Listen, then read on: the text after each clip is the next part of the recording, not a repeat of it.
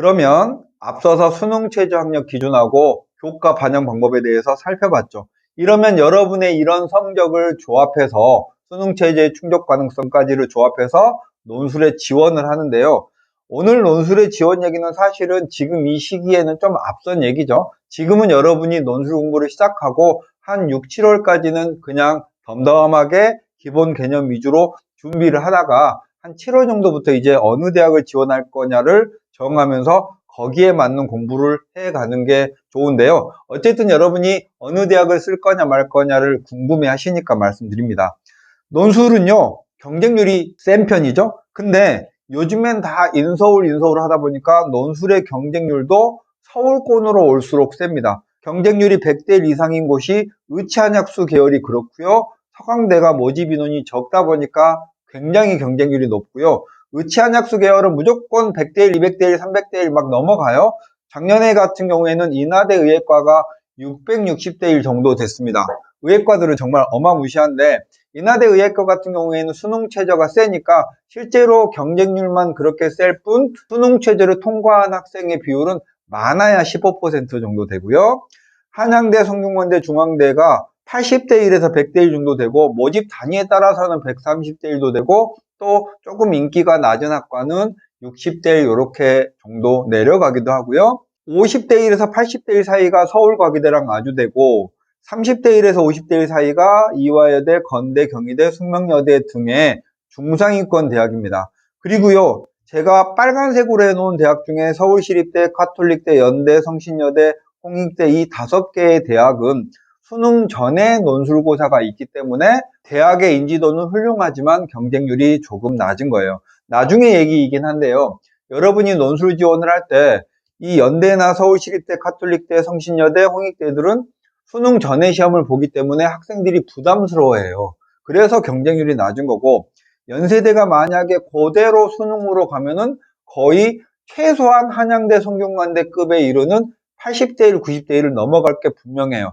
그러니까 지금부터 현명하게 여러분의 기본 실력이 된다면 논술 준비를 이런 수능 전 대학에 맞춰서 미리미리 준비를 해두면은 경쟁률이 낮으니까 훨씬 유리한 거예요. 논술을 포함한 모든 입시는요, 여러분이 어떤 걸 선택할 때 정말 편하겠다, 내가 공부하기 딱 좋겠다, 이런 것들은 당연히 경쟁률이 높고, 내가 좀 불편하다, 면접 같은 게 까다롭다, 뭐 이렇게 불편한 요소가 많은 전형일수록 경쟁률이 낮은 이점이 있는 거죠. 그러니까 항상 역으로 생각을 해보면 좋겠고, 적정 지원 가능권이라는 건 여러분이 논술 지원을 할 때 이걸 로또처럼 생각해서 그냥 무조건 평소에 꿈꾸던 대학을 지원하는 게 아니고 여러분의 수능 백분위, 그런데 지금 여러분은 수능 백분위는 없죠? 최소한 6월과 9월 평가원의 수학의 백분위 성적 플러스 정시로 여러분이 어느 정도 대학을 갈 수 있는지의 여부와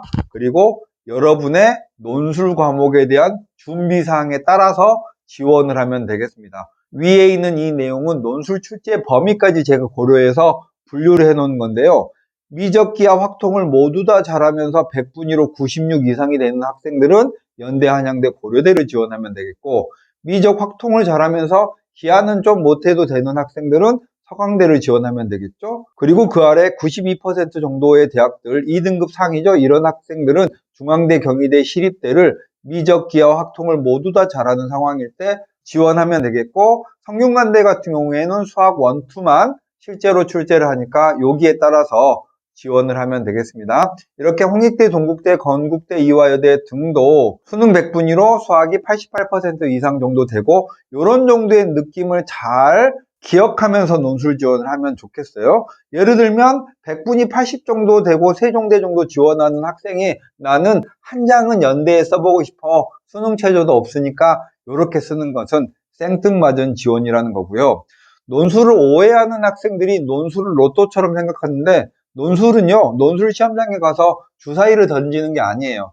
극도의 경쟁률을 가진 시험이거든요. 그러니까 실력이 낮은 학생이 실력이 좋은 학생을 우연히 이기는 그런 일은 없고요. 약수령 시험에 약수령이란 말은 수능과 유사한 형태로 수학 시험을 보거나 수학과 국어 시험을 보는 그런 대학들이거든요.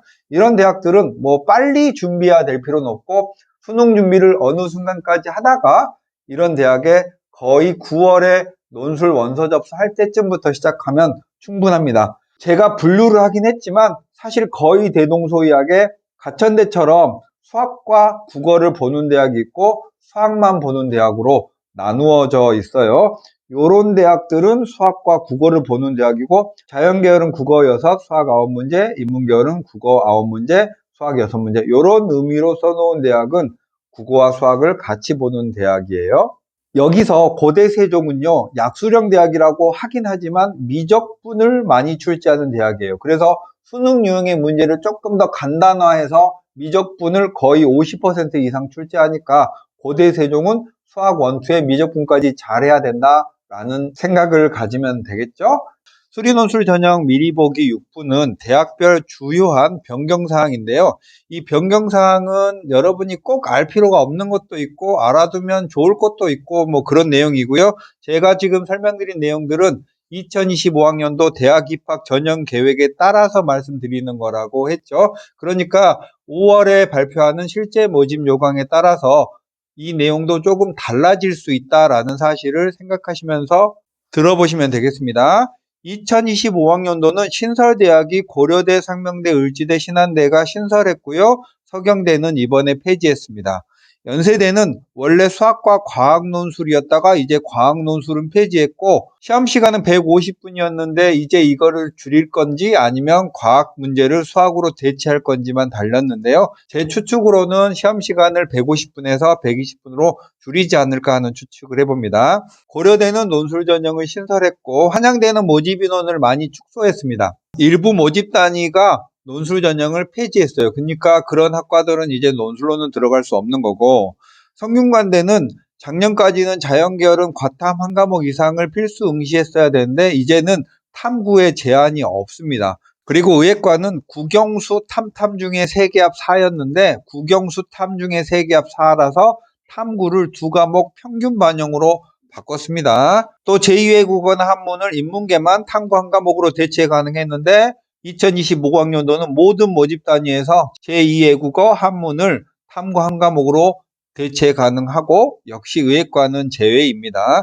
경희대는 최저를 충족하는 과목으로 수학을 선택하면 미적기야 탐구는 과학이었는데 수학 탐구의 지정 과목을 모두 폐지했습니다. 그리고 탐구를 반영할 때는 원래는 한 과목이었는데 2과목 평균 반영을 해서 약간 강화된 거죠. 중앙대도 최저 충족 시 미적 또는 기하 과학이라니까 이 말은 뭐냐면 4개 중에 3과목 합으로 3합6을 맞출 때 수학을 안 봐도 괜찮아요. 근데 수학으로 최저를 맞춘다면 미적 또는 기하, 탐구로 최저를 맞춘다면 과학이었어야 하는데 이제는 수학 탐구를 아무거나 응시를 해도 괜찮다는 거니까 이제 문이과 통합에 따라서 실질적으로 대학들이 그런 경계를 정말 많이 무너뜨리고 있고 상위권 대학이 그렇게 무너뜨리는 것 자체는 교육과정에 충실화되고 있다고 보면 됩니다. 이화여대도 마찬가지로 수학탐구의 제한이 없어졌고 숙명여대도 수학탐구의 제한이 없어졌습니다. 이론상으로는 이제 확통의 사탐을 한 학생도 자연계열의 수리논술에 도전할 수 있다라는 거긴 한데 사실상 수리논술은 미적분 위주로 출제를 하니까 확통을 공부한 사람이 응시는 할 수 있지만 합격은 못하겠죠. 건국대는 최저 반영 시에 탐구가 과학이었어야 되는데 탐구로 완화됐습니다. 사탐 봐도 되는 거죠. 건국대는 수학의 미적 또는 기하, 과학 2과목을 필수 응시해야 되는데 수학 탐구를 아무거나 응시해도 되고 수능 전 영역을 필수 응시해야 되는 건 유지하고 있습니다.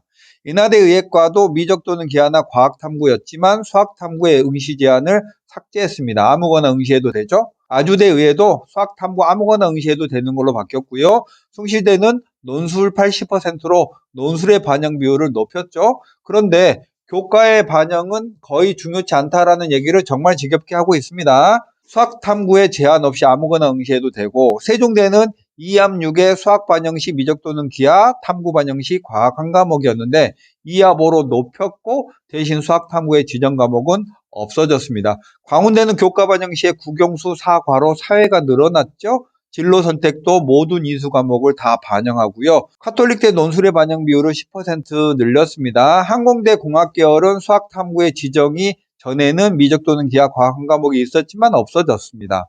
다음 부산대는 대기 환경에 수탐 제한이 없어졌고 건축학 도시공학은 논술을 폐지했고요.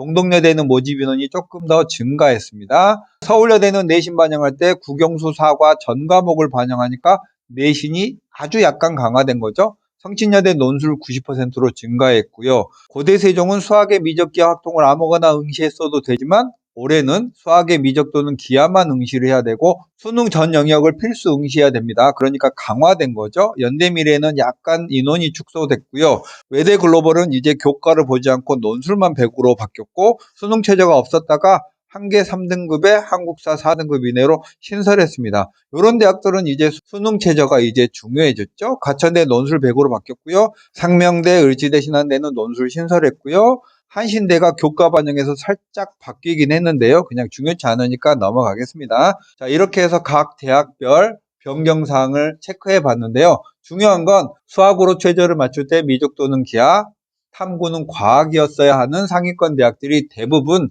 수학 탐구의 응시 과목 제한을 풀었다. 그러니까 우리 자연계열 학생이 이런 데 도전을 할 때는 수학은 미적 또는 기하를 공부해야 되는 건 자명하고요. 탐구를 과학 2과목을 볼 필요가 없이 과학 1과목에 사탐 1과목 이렇게 조정하고 싶은 사람은 그렇게 해도 된다는 뜻이겠죠. 수정쌤이었습니다. 안녕.